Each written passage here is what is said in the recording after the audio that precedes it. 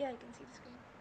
Alright, बिस्मिल्लाहिर्रहमानिर्रहीम। तो हम कंटिन्यू करते हैं जहाँ से हमने इसको छोड़ा था, of chapter 15। So we talked about firstly the differences between the endocrine and the nervous system as well as the differences between the sensory and the motor neuron. ये वो दो न्यूरॉन्स हैं जो कि नर्व टिश्यूज के अंदर होते हैं, जो कि रिस्पॉन्सिबल होते हैं इलेक्ट्रिकल इम्पल्सेस की ट्रांसमिशन करने के लिए। हमने इनके डिफरेंसेस और सिमिलैरिटीज भी देखी थी।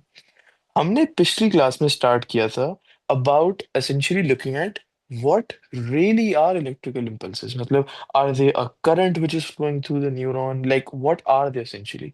Electrical impulses is a signal that travels along the neuron. अब ये सेंटेंस अगर कोई बंदा सिर्फ ये स्टैंड अलोन सेंटेंस पढ़े, it wouldn't really make any sense. तो हमने डेफिनेशन ये लिखी न्यूरॉन्स इलेक्ट्रिकल इम्पल्सेस की, कि they are a rapid change in the electrical charge की distribution across the cell surface membrane of the axon.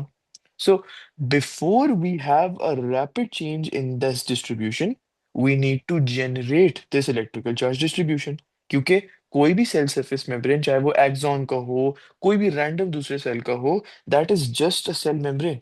ऐसा नहीं है कि सेल मेम्ब्रेन की इनर वाली पार्ट जो है वो नेगेटिवली चार्ज्ड है और आउटर पार्ट पॉजिटिवली चार्ज्ड है।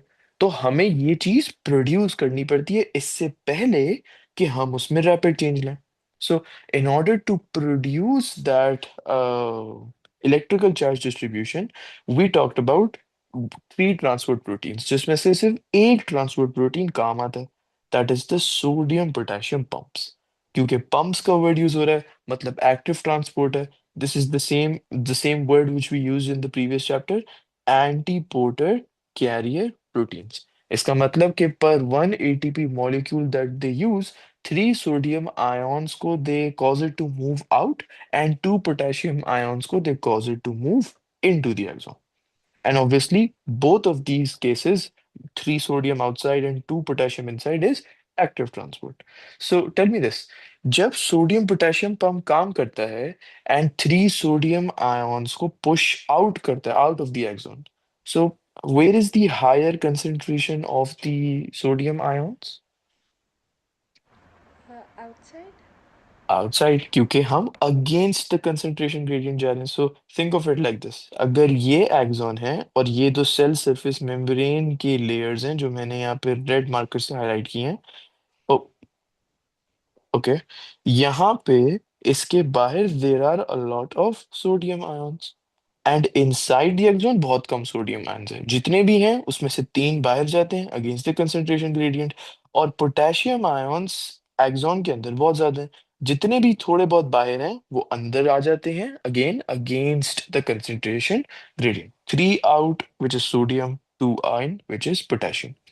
अब जब हम ये करते हैं कि थ्री पॉजिटिव आयॉन्स बाहर जाते हैं और दो पॉजिटिव अंदर आते हैं, for every molecule of ATP use एक पॉजिटिव चार्ज का एक्सॉन को नुकसान हो जाता है। So it loses out on plus one of a charge. अब जब हर दफा ये होगा तो plus one charge plus one charge plus one charge कम होता जाएगा।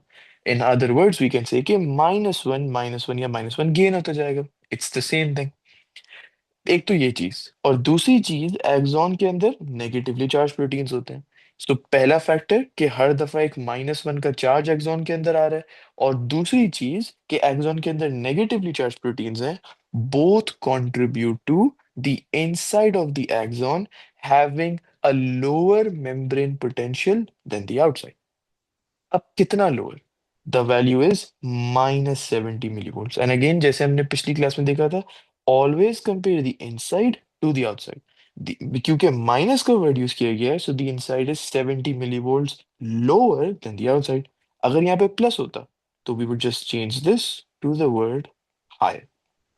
अच्छा, एक बार ये -70 millivolts का मेम्ब्रेन पोटेंशियल रीच हो जाता है, इस तरीके के मेम्ब्रेन पोटेंशियल को हमने कहा था कि ये है resting membrane potential. Okay, now let's talk about क्या होता है after this resting membrane potential is reach. What do you think will happen after that?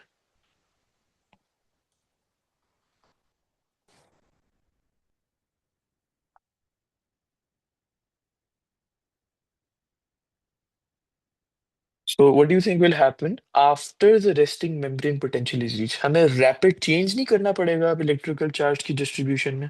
If we go back to this definition right here, Yeah.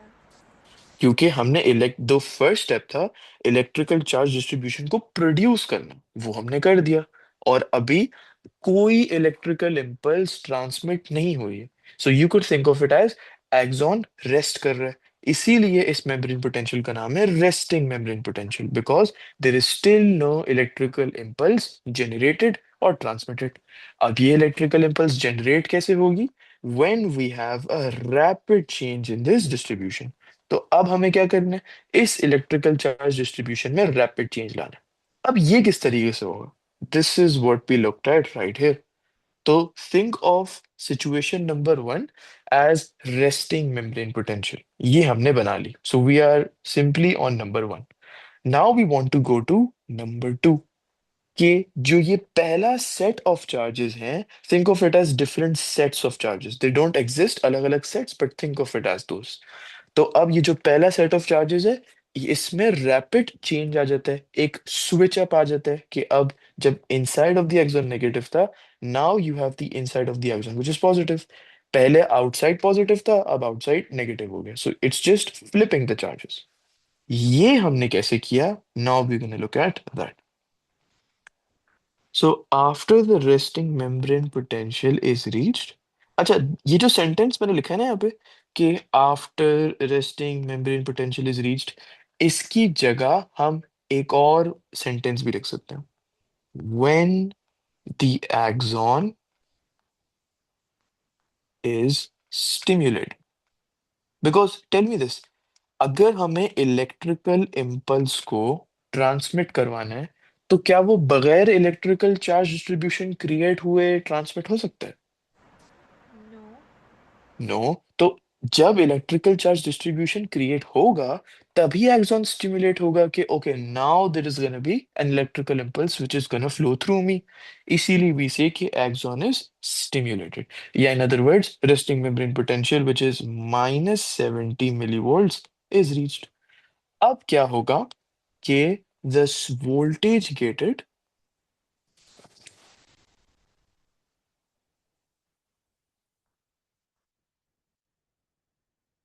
Sodium ion channels open, causing these sodium ions to move into the axon. अभी हम देखते हैं ये किस तरीके से हुआ. Causing the Na plus ions to move into the axon. अभी तक -70 मिली वोल्ट्स पे सिचुएशन कुछ इस तरीके की है कि यहाँ पे वी हैव द एक्सॉन, बाहर बहुत सारे सोडियम आयंस हैं. सो let's make a lot of these.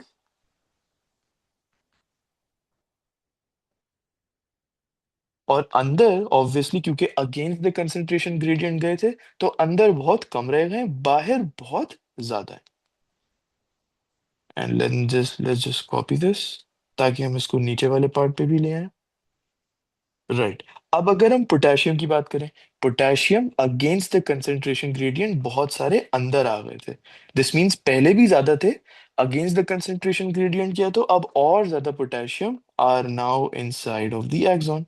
So let's make those really quickly. K plus यहाँ पे एक और के प्लस राइट हेयर, और यहाँ पे ऊपर नीचे दो तीन बना देते हैं. ओके. अब ये जो voltage gated sodium ion channels ये खुल जाते हैं. पहले तो देखते हैं ये खुलते क्यों हैं. You remember what was the definition of voltage gated?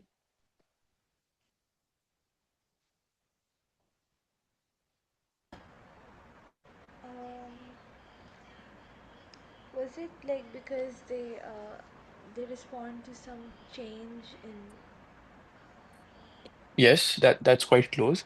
क्योंकि like they या respond to the change in like by the stimulus like the voltage in the cell it changes. तो you're saying that once the voltage reaches a particular point, ये voltage gated sodium ion channels या कोई भी channel respond करते हैं. That's the definition. Yeah. या that's exactly the answer. Voltage gated का मतलब ये होता है ऐसे channels, now you see the word channel use हो रहा है, इसका मतलब चैनल प्रोटीन की बात हो रही है। ऐसे चैनल प्रोटीन्स जो खुलते एंड बंद होते हैं at specific voltages. So voltage gated sodium ion channels open होते हैं eight which voltage? -70 millivolts. So they open at -70, and this causes the Na plus ions to move into the axon. Now, is this down the concentration gradient or against the concentration gradient? Down the concentration gradient. And which type of transport would we call this? Facilitated diffusion. Correct, क्योंकि channel proteins use हो रहे हैं। Channel proteins अगर use होते हैं and if you are going down the concentration gradient, there is only one answer, facilitated diffusion. So down the concentration gradient, और इस transport process को हमने नाम दे दिया facilitated diffusion.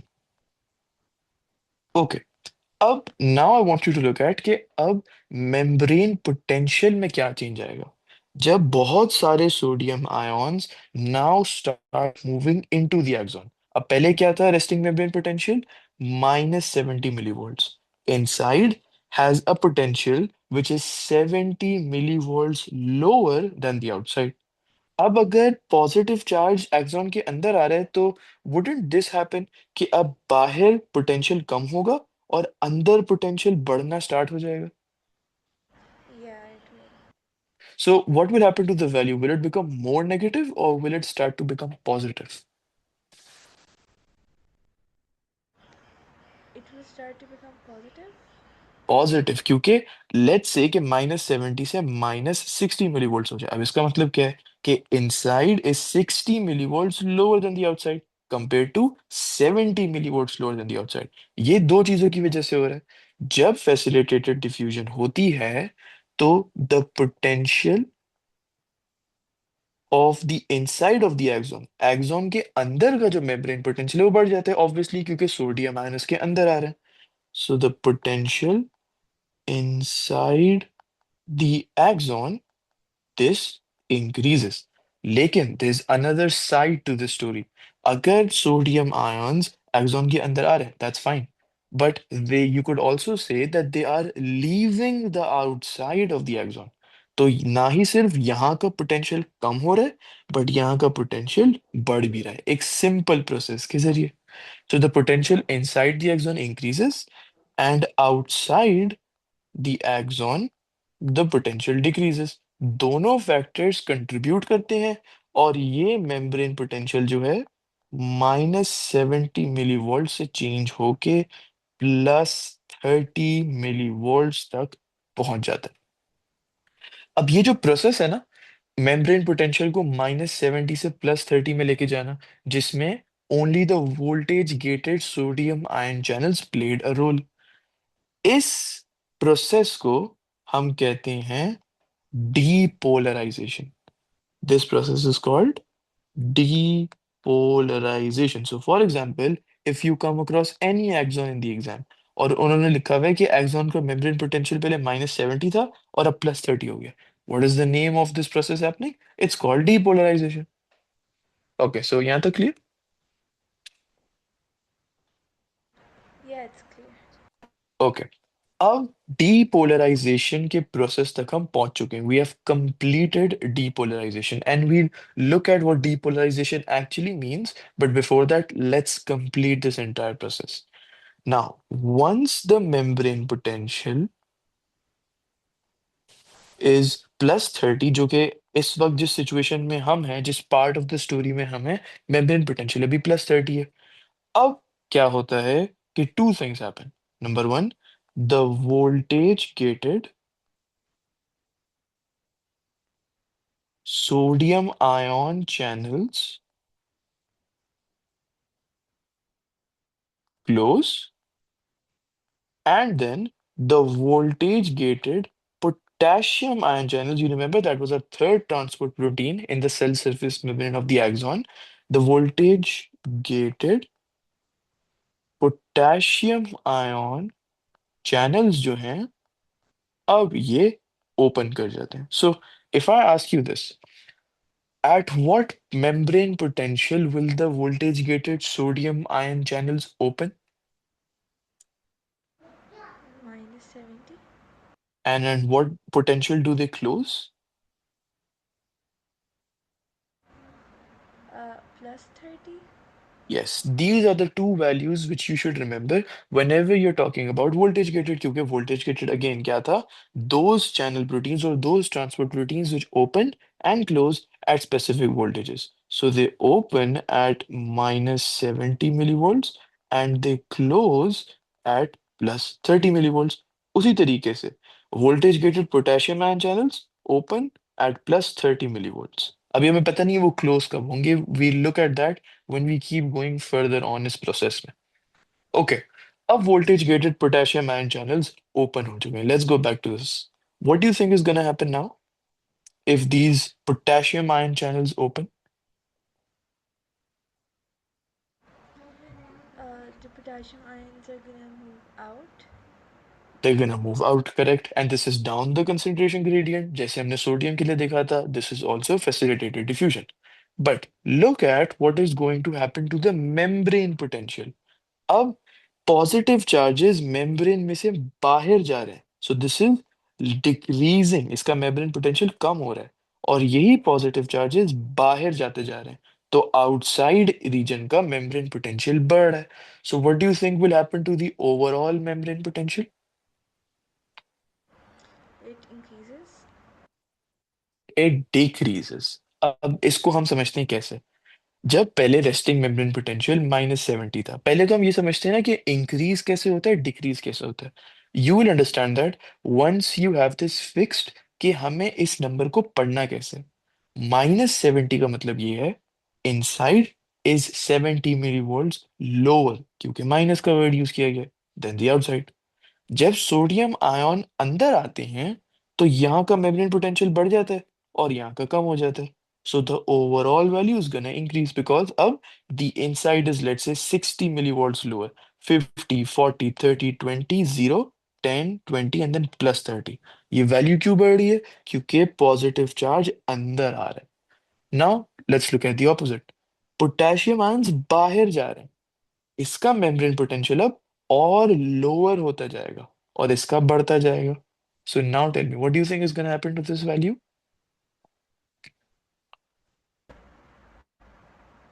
It decreases. So does that make a bit sense कि increase या decrease का बोले? नहीं क्लियर तो let me know. No, it's not clear. Okay, तो हम इसको एक और तरीके से समझ सकते हैं. So think of this minus value -70 millivolts as inside is something than the outside. So just forget the sign for now. Whenever you see the number, किसी भी membrane potential का number, you write this sentence. Inside is dash, then the outside. अगर minus का लफ्ज, minus का sign use किया हुआ है, so you will write lower than the outside. Plus का साइन यूज किया हुआ है, you will write higher than the outside. इसका मतलब it is trying to say that if you compare the membrane potentials of the inside and the outside, the inside is going to be 70 millivolts lower than the outside. So for example, just a random example, अगर अंदर का 40 millivolts है तो बाहर का 110 millivolts होगा, दोनों plus में. So can we say here कि inside is 70 millivolts lower than the outside? Yeah. Okay, now what we can do is हम ये same numbers को as examples use करते हैं. Now let's look at what will happen जब sodium ions start to move inside. तो क्या ये value का membrane potential कम नहीं होगा? Yes, it will. क्योंकि पॉजिटिव कम होता जा रहा है. सो लेट्स से 110 से ये 100 हो जाता है, मेम्ब्रेन पोटेंशियल 10 से गिर जाता है. अगर यहाँ 10 से गिर जाता है just because it left this place, it is now entering this place. So what number should this increase by the inside? By 10. By 10. So always think of it like this कि why is it increasing by 10? क्योंकि जब, one second, जब sodium ions यहाँ से निकल गए तो कितने का लॉस हुआ बाहर वाली रीजन को? 10 का. The same increase will be by the अंदर वाली रीजन, क्योंकि सोडियम अंदर आ रहा है। सो यहाँ 10 का लॉस हो रहा है, यहाँ 10 का गेन हो रहा है। Now can we say that the inside is 50 millivolts lower than the outside? Yes, we can. और पहले वाले एग्जांपल में क्या था? Inside is 70 millivolts lower than the outside, अभी सिर्फ 50 हो गया। अब वापस से कुछ सोडियम आयंस को अंदर मूव कराते हैं क्योंकि फैसिलिटेटेड डिफ्यूजन हो रही है। लेट्स से यहाँ पे फिर 10 का लॉस हो जाता है, सो +90। और यहाँ पे 10 गेन हो जाते हैं क्योंकि सोडियम आयंस इसके अंदर मूव कर रहे हैं, सो दिस बिकम्स +60। अब क्या डिफरेंस है दोनों में? 30 millivolts. तो पहले इट वाज 70 millivolts लोअर, फिर it was 50 millivolts lower, and then it is 30 millivolts lower. अब थोड़ा थोड़ा थोड़ा करके अगर हम आगे जाते जाएं, तो क्या ऐसा पॉइंट नहीं आएगा कि इनसाइड का मेम्ब्रेन पोटेंशियल हायर हो जाएगा than the outside, because all of these are minus, it's going close to zero. Could you repeat? अच्छा, तो पहले जो हमने बिल्कुल पहला वाला एग्जांपल लिया था रेस्टिंग मेम्ब्रेन पोटेंशियल, उसमें -70 की वैल्यू थी। Inside is 70 millivolts lower than the outside. फिर कुछ सोडियम आयंस ने अंदर मूव किया, अब इनसाइड हो गया 50 millivolts lower than the outside. उसके बाद 30 millivolts lower than the outside. If we keep continuing this, क्या एक ऐसा पॉइंट आएगा जहां पे वी कैन से कि inside is now higher than the inside instead of using the word lower? Yeah. Okay, तो अब हमें समझ आ गया कि सोडियम अंदर मूव करता है तो मेम्ब्रेन पोटेंशियल कैसे चेंज करता है। अब let's do the opposite.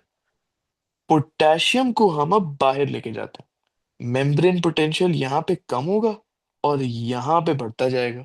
So what is going to happen to the value? Will it be the opposite और द सेम एज सोडियम का इफेक्ट? Opposite. ऑपोजिट। तो सोडियम में जब वैल्यू इंक्रीज कर रही थी -70 से +30, and we looked at how, यहाँ पे डिक्रीज करेगी। सो अब ये जो वैल्यू है, ये +30 मिलीवोल्ट से चली जाएगी to approximately -80 millivolts. Now, why is that? क्योंकि depolarization जब हुई थी, तो the inside was 30 millivolts higher than the inside. So you could think of it like this. Let's say this is 50 +50 and this is +20. अब अगर कुछ sodium बाहर जाते हैं, इसका थोड़ा सा लॉस हो जाता है, so this becomes +40 and this becomes +30. So now see, पहले बी 30 का डिफरेंस था और अब सिर्फ 20 का डिफरेंस रह गया, और इनफैक्ट 10 का डिफरेंस रह गया। So is in the membrane potential decreasing, कि यहाँ पे 30 और यहाँ पे 10? Yeah, it is. It is. All right. तो अब मेम्ब्रेन पोटेंशियल इंक्रीज करने की जगह डिक्रीज करेगा। अब there is one very important thing है। हमने डीपोलराइजेशन में बोला था कि एग्जैक्ट हमने नंबर्स लिए थे, -70 से एग्जैक्टली +30 होता है, दैट इज डीपोलराइजेशन। इस प्रोसेस में +30 से अराउंड और अप्रोक्सीमेटली -80 की वैल्यू पहुंचती है। It's not exactly -80। This is why हमने ये साइन यूज की है अप्रोक्सीमेशन की। Are you saying something? There was a lag. No, no, no. Alright, okay. तो अगेन ये इसलिए हुआ था क्योंकि the voltage gated potassium ion channels खुले थे at +30, and that caused the K+ ions to move down the concentration gradient. And when they moved down the concentration gradient, which means they moved inside the axon, from inside the axon to outside the axon, जिसकी वजह से membrane potential drop हुआ +30 से around -80। इस process को हम कहते हैं the process of repolarization. Now I want you to first look at depolarization. उसमें क्या हो रहा था? द मेम्ब्रेन पोटेंशियल की साइन चेंज हो रही थी, -70 से +30। तो कैन वी से दिस के पहले the inside was 70 millivolts lower than the outside, और बाद में the inside is 30 millivolts higher than the outside? Can you say that? Yeah. इसका मतलब कि साइन स्विच हुआ है। पहले इनसाइड में नेगेटिव था, आउटसाइड में पॉजिटिव था, तभी हम लोअर का वर्ड यूज कर रहे थे। अब इनसाइड में पॉजिटिव होना चाहिए और आउटसाइड में नेगेटिव होना चाहिए, तभी हम हायर का वर्ड यूज कर रहे हैं। This is exactly what has happened here। पहले इनसाइड में नेगेटिव था क्योंकि -70 मिली वोल्ट था मेम्ब्रेन पोटेंशियल। फिर voltage gated potassium sodium ion channels खुले, जिसकी वजह से now the membrane potential increased. इतना इंक्रीज हुआ कि साइन ही चेंज हो गई। This process, process 1 to process 2, is called depolarization. उसके बाद क्या हुआ? यही same, look at the same, don't look at these, look at the same set of charges। अब वैल्यू चेंज हुई +30 से -80। Again the sign flipped, this is called repolarization। Now if you're thinking कि अगर ये पॉजिटिव पॉजिटिव अंदर और बाहर negative है, that's fine, this is depolarization। लेकिन फिर एकदम से ये कैसे चेंज हो गया? We'll look at that later। For now, just focus on this set of charge कि इसके साथ स्टेप बाय स्टेप हो क्या रहा है। पहले -70, फिर +30, फिर अप्रोक्सीमेटली -80। ओके, सो अब हम एक और वर्ड यूज करते हैं यहाँ पे, and that word is called the action potential. Now, you might be surprised by looking at this word. This is not a new word. This is the same as an electrical impulse. If you want to use the word electrical impulse, you can do that. If you want to use the word action potential, जो भी याद करने में आसान हो, you can do that too. Both of these are the exact same things. Electrical impulse को generate करने के लिए हमने कौन से दो steps किए? सबसे पहला depolarization, और फिर उसके बाद हमने की repolarization। अब let me tell you the purpose of repolarization। Membrane potential -70 से +30 हो गया। फिर एक्सॉन ये चाहता था कि अब जो मेम्ब्रेन पोटेंशियल +30 हो गया ना, it wanted to bring it back to -70। ये करने के चक्कर में, in order to do that, membrane potential overshoot कर जाता है slightly beyond the resting membrane potential. So the resting membrane potential was -70, this is +30। अब एक्सॉन क्या चाह रहा था? +30 से वापस -70 हो जाए। ये करते वक्त रेस्टिंग द मेम्ब्रेन पोटेंशियल थोड़ा सा ओवरशूट कर जाता है, मतलब -70 की जगह -80 हो जाता है। तो don't you think we have to do something about it?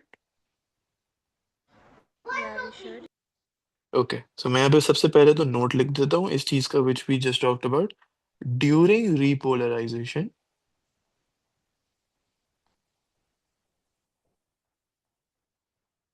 the membrane potential overshoots, and this is a perfectly fine word। ये सिर्फ explain करने के लिए नहीं, you can use this word कि membrane potential थोड़ा आगे निकल जाता है, overshoot कर जाता है, and it overshoots slightly beyond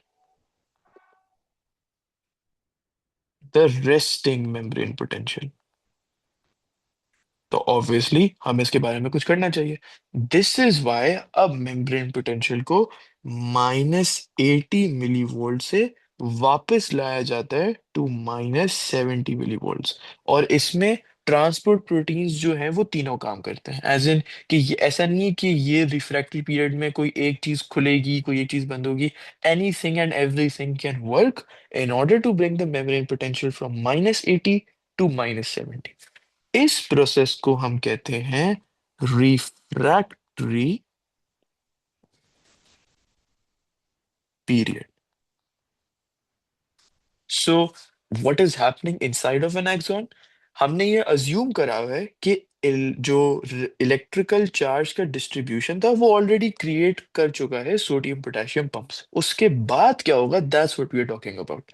so when the axon is stimulated, क्या क्या चीजें होंगी? Let's write all of these together. So when the axon is stimulated, या you could say when the resting membrane potential is reached, तो सबसे पहला step depolarisation start हो जाएगी। अब हम -70 मिलीवोल्ट से +30 मिलीवोल्ट जाने तक क्या वो जर्नी जो है वो शुरू हो जाएगी। And for that to happen, voltage gated, so just as a summary, voltage gated sodium ion channels open,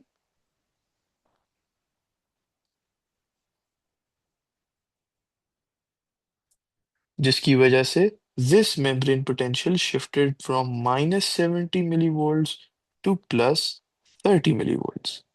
Once this happens, voltage gated sodium ion channels close and potassium ion channels open. So मैं V dot gated लिख देता हूँ just to save time. You cannot use this in the exam. Just write the whole word voltage.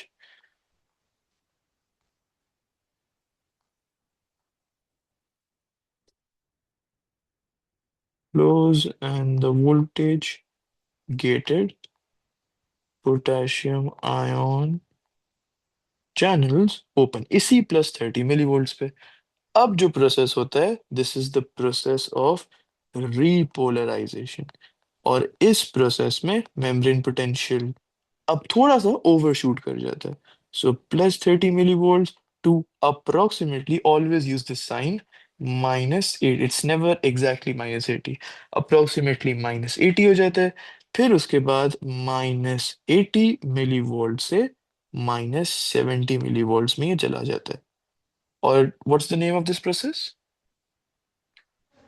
Depolarization?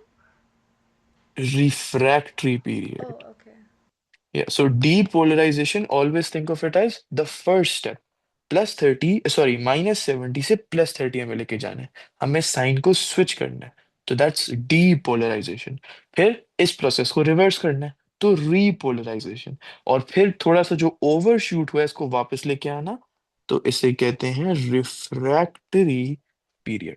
अच्छा, हमने ये तो बात कर ली कि सोडियम आयन चैनल्स ओपन कब करते हैं और क्लोज कब करते हैं. बट फॉर पोटेशियम आयंस हमने सिर्फ बात की थी कि ये ओपन कब करते हैं. So they open at +30. But when do they close at around -80 membrane potential, ये मिलीवोल्ट सॉरी. सो इस पॉइंट पे इस वोल्टेज को रीच करके voltage gated potassium ion channels अब ये क्लोज कर जाते हैं. Okay.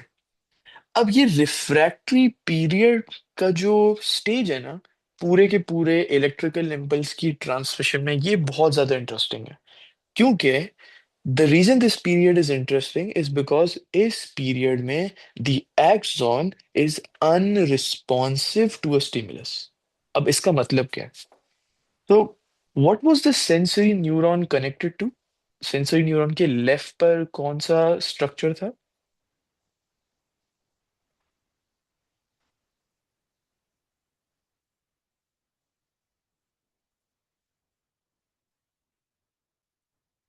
Do you remember that?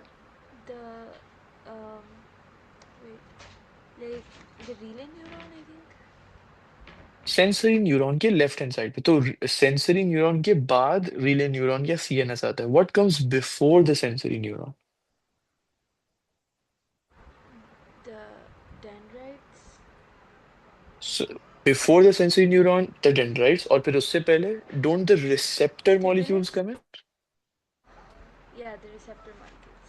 The receptor molecules. ये रिसेप्टर मॉलिक्यूल्स पूरे की पूरे प्रोसेस में these are the first ones who detect the stimulus. And ये फिर इस स्टिमुलस को इलेक्ट्रिकल इम्पल्स की फॉर्म में ट्रांसफर करते हैं टू द सेंसरी न्यूरॉन. अभी तक हमने ये नहीं देखा है कि ये स्टिमुलस डिटेक्ट कैसे होता है, और ये इलेक्ट्रिकल इम्पल्स रिसेप्टर में प्रोड्यूस कैसे होता है, और ये ट्रांसफर कैसे होता है. ये तीनों चीजें हमने ही नहीं देखी हैं. All we looked at until now is ये सेंसरी न्यूरॉन में इलेक्ट्रिकल इम्पल्स पहुंच गई है, और अब ये ट्रांसफर कैसे हो रही है. So that's depolarization, repolarization and refractive period. लेकिन सपोज अगर मैं यहाँ पे एक सेंसरी न्यूरॉन बनाता हूँ, और इस सेंसरी न्यूरॉन का मैं एक्सॉन बनाया. इस एक्सॉन में look at this first set of charges right here. In fact हम इसको नेगेटिव बनाते हैं. ये फर्स्ट सेट ऑफ चार्जेस, तो ये अभी किस स्टेट में है? नाउ हिंट कि डीपोलराइजेशन के बाद वाला ये स्टेज है. What stage is this?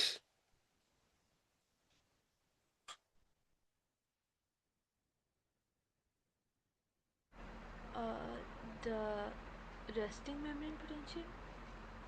The stage after depolarization, मतलब जब हम -70 से, सो -70 मिली वोल्ट से +30 हो गया, दैट्स डीपोलराइजेशन। उसके बाद कौन सा स्टेज आता है +30 के बाद? कहाँ तक लेके जाते हैं हम? The repolarization. रीपोलराइजेशन।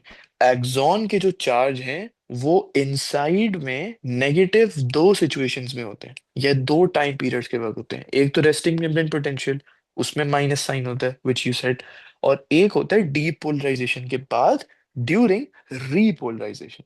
तो अज्यूम राइट नाउ कि अभी रीपोलराइजेशन का प्रोसेस खत्म हो चुका है, वैल्यू अभी अप्रोक्सीमेटली -80 है। अब हमें रिफ्रैक्टरी पीरियड करना है। उसी वक्त जब रिफ्रैक्टरी पीरियड हो रहा होता है, ये मेम्ब्रेन पोटेंशियल थोड़ा सा इंक्रीज कर रहा होता है -80 से -70।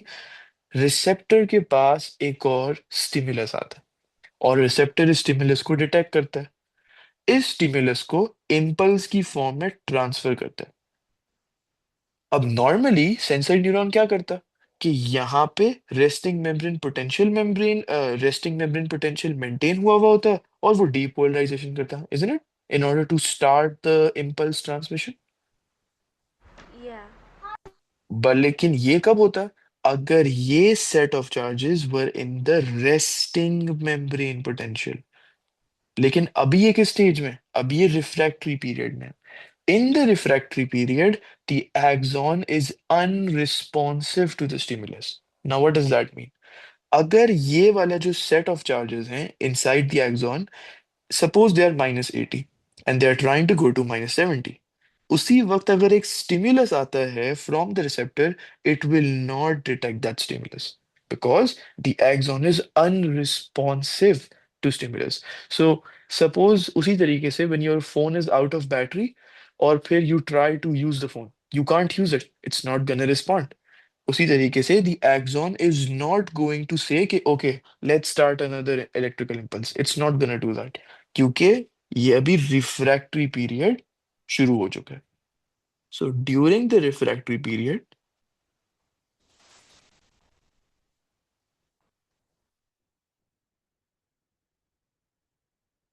the axon is unresponsive to stimulus. But let me ask you this, एक बार रिफ्रैक्टरी पीरियड खत्म हो जाता है, अब मेम्ब्रेन पोटेंशियल की वैल्यू है -70, क्या अब एक्सॉन रिस्पॉन्ड करेगा स्टिमुलस को? Yeah, it will. क्योंकि अब ये जो वैल्यू है ये किसकी है? It is the resting membrane potential. यहाँ पे एक्सॉन बोलेगा sure, we can incorporate another electrical impulse, no issues. लेकिन जब रिफ्रैक्टरी पीरियड होगा, एक्सॉन कहेगा कि okay we don't have space, we are not responding to your stimulus, to your impulse, जो भी है। ओके, अब बात करते हैं एक और चीज की, and that is called the threshold potential. अब ये इस चीज को समझने के लिए ना, मैं एक लाइन सबसे पहले यहाँ पे लिखता हूँ। Every type of stimulus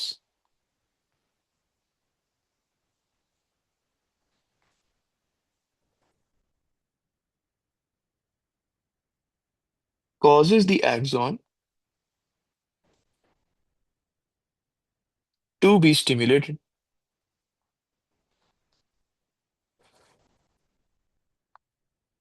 and the membrane potential value has to change। ये सेंटेंस में लिखा क्या है? इस सेंटेंस में लिखा है, अगर हमारी बॉडी को किसी भी हिस्से में कोई स्टिमुलस अगर मिलता है, तो उस स्टिमुलस की वजह से एक्सॉन स्टिम्युलेट हो जाता है। इसका मतलब कि अब मेम्ब्रेन पोटेंशियल की वैल्यू को चेंज होना पड़ेगा -70 से। What should it do? Should it increase और should it decrease just after the resting membrane potential? कौन सा प्रोसेस होता है रेस्टिंग मेम्ब्रेन पोटेंशियल के बाद? The depolarization. डीपोलराइजेशन। और डीपोलराइजेशन में डज द वैल्यू इंक्रीज और decrease? Increase. Increase, correct, perfect. तो ये वैल्यू को इंक्रीज करना पड़ता है। सो सेंटेंस ये कह रहा है, किसी भी तरीके का स्टिमुलस होगा तो एक्सॉन स्टिमुलेट भी होगा और मेम्ब्रेन पोटेंशियल की वैल्यू को चेंज भी करेगा। लेकिन okay, let's portray a situation. Suppose a person is sleeping और उस बंदे के हाथ पे एक छोटा सा एंट आता है and that ant bytes that person. Is the biting of the ant important enough कि उस बंदे को उठना चाहिए from No. Sleep? It's a very small stimulus. अगर ये थ्रेशोल्ड पोटेंशियल का कंसेप्ट ना होता तो इन that case every single stimulus की वजह से वी नो के मेम्ब्रेन पोटेंशियल की वैल्यू चेंज होती है। मतलब कि इलेक्ट्रिकल इंपल्स भी प्रोड्यूस होता, ये ब्रेन तक भी पहुंचता और फिर वो बंदा भी उठ जाता। तो हमारी बॉडी में कुछ ऐसा ट्रिक यूज की हुई है, कोई ऐसी मैकेनिज्म यूज की हुई है जिसके जरिए इट सेलेक्ट्स कि कौन से स्टिमुलस के लिए हमें इलेक्ट्रिकल इंपल्स प्रोड्यूस करनी है और किस स्टिमुलस को हमें इग्नोर करना है। Now how does the body do that? The body makes use of the strength of a stimulus. So, for the body,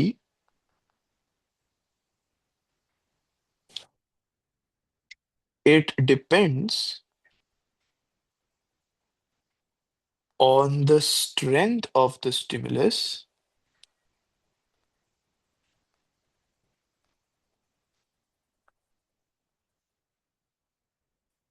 whether an action potential is to be generated or not. Whether an action potential is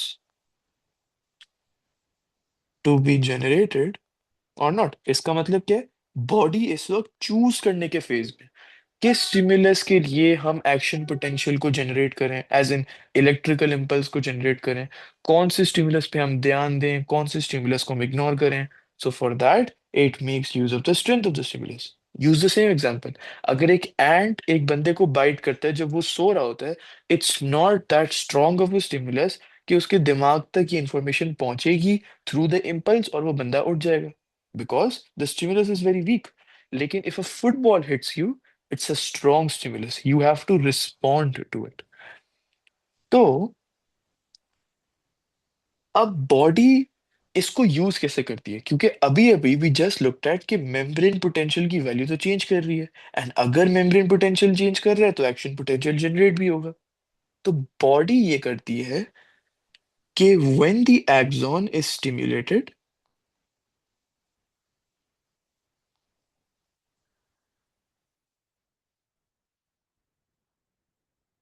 due to a weak stimulus. तो अब हम दोनों situations को देख रहे हैं। Situation number one, अगर एक वीक स्टिमुलस की वजह से एक्सॉन स्टिमुलेट होता है, क्योंकि किसी भी तरीके का स्टिमुलस हो, the membrane potential value changes, the axon is stimulated. This is a very important line.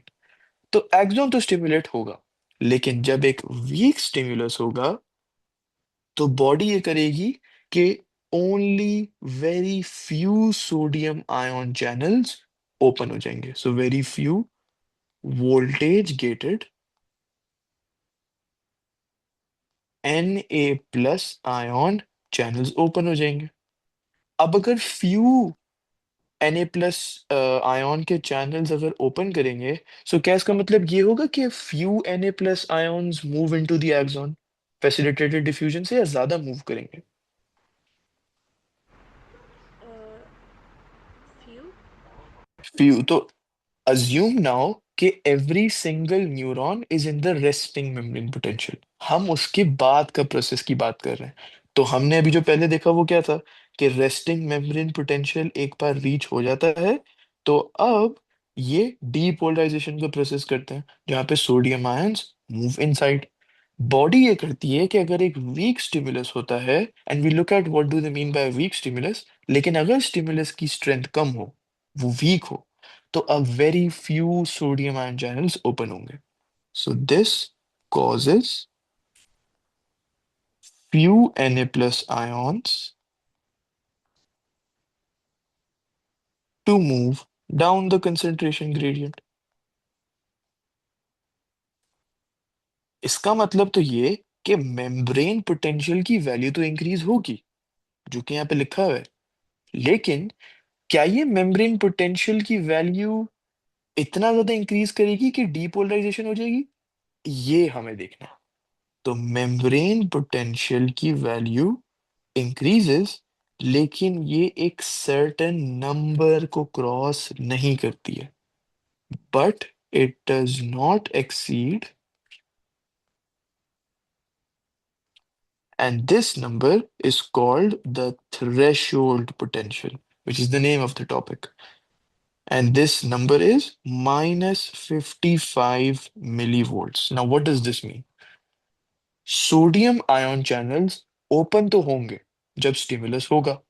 Week stimulus अगर होता है तो very few voltage gated sodium ion channels खुलते हैं, तो बहुत कम सोडियम आयन जब मूव करते हैं, जब बहुत कम मूव करते हैं तो मेम्ब्रेन पोटेंशियल की वैल्यू अगेन इंक्रीज तो होती है, लेकिन ये थ्रेशोल्ड पोटेंशियल को क्रॉस नहीं कर पाती। अगर ये वैल्यू थ्रेशोल्ड पोटेंशियल को क्रॉस नहीं कर पाएगी तो फिर and action potential is not generated. तो ये चीज क्लियर हुई? Yeah, it's clear. All right. अब एक छोटा सा मसला है यहाँ पे कि वैल्यू तो -55 को क्रॉस नहीं कर पाई, लेकिन ये -70 भी तो नहीं है ना, बिकॉज थोड़ी तो इंक्रीज हुई, सो लेट्स से ये -60 तक पहुंच गई।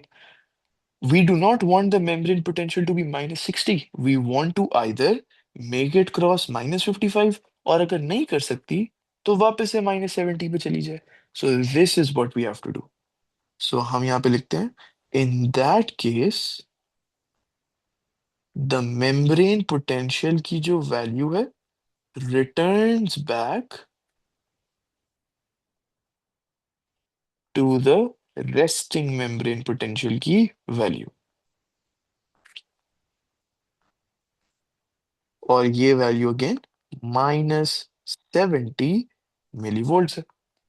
तो isn't this, can we call this process as the maintenance of the resting membrane potential? Yes, we can. And यही चीज हमने सबसे पहले लिखी थी। रेस्टिंग मेम्ब्रेन पोटेंशियल जनरेट कैसे होता है? सोडियम पोटेशियम पंप के जरिए। रेस्टिंग मेम्ब्रेन पोटेंशियल मेंटेन कैसे होता है? अगेन सोडियम पोटेशियम पंप्स के जरिए। तो अगर एक स्टिमुलस होगा, सोडियम आयन चैनल्स ओपन होंगे, मेम्ब्रेन पोटेंशियल की वैल्यू रेस्टिंग मेम्ब्रेन पोटेंशियल से बढ़ेगी, लेकिन वो थ्रेशोल्ड को क्रॉस नहीं कर पाएगी, तो एक तो एक्शन पोटेंशियल भी जनरेट नहीं होगा, और इस मेम्ब्रेन पोटेंशियल को हमें कम करना पड़ेगा to bring it back to the original value. And to do that it's using sodium potassium pumps. So using Na plus slash K plus ion pumps. So यहाँ तक we'll keep it till here. यहाँ तक कोई question हो तो आप पूछ लो, because the next concept is gonna be a bit more long. No, it's clear. So could you give us summary of what we did today? Right. So basically, we learned the steps of an action potential. So the stimulus first, it causes the potential to increase, but if this potential is less than the threshold potential, which is -55 millivolts, so no action potential is produced. But if the potential produced due to the stimulus reaches this threshold potential, so depolarization starts, and hence action potential occurs. And Mm. depolarization, it causes the opening of the voltage gated Na plus channels, so the sodium ions move inside, and the inside membrane becomes more positive than the outside membrane. And then the Mhm. voltage gated potassium channels open, causing the potassium ions to diffuse out of the membrane, and this basically gives a more negative change compared to the outside. And then we have the Mhm. refractory period, which is the time interval during which the action potential cannot be generated in that segment of the neuron, Because the because axon is unresponsive. yeah, because the axon is unresponsive. And Mhm. then and then the potential returns back to normal. So ये potential, when is it returning back to normal, which you were saying? uh, after the closing of the voltage gated potassium channels. तो एक तो ये चीज है कि okay या the membrane returns back to normal refractory period में या make sense correct I thought you were talking about the weak stimulus वाला concept all right okay so we'll keep it till here and then we'll continue this in the next class inshallah. Inshallah. Also, Thank sir, you. do Yeah. we have the graph for this? Like, is it included in the syllabus? Yes we do लेकिन पहले तो हमें ये concept करना है ना कि अगर स्ट्रॉन्ग स्टिमुलस होगा तो क्या होगा so it's a very easy graph हम ये देख भी लेंगे after we are done with two मतलब दोनों केसेस आज हमने सिर्फ पहला केस देखा Yeah, okay. Thank you. है ऑलराइट थैंक यू अल्लाह हाफिज़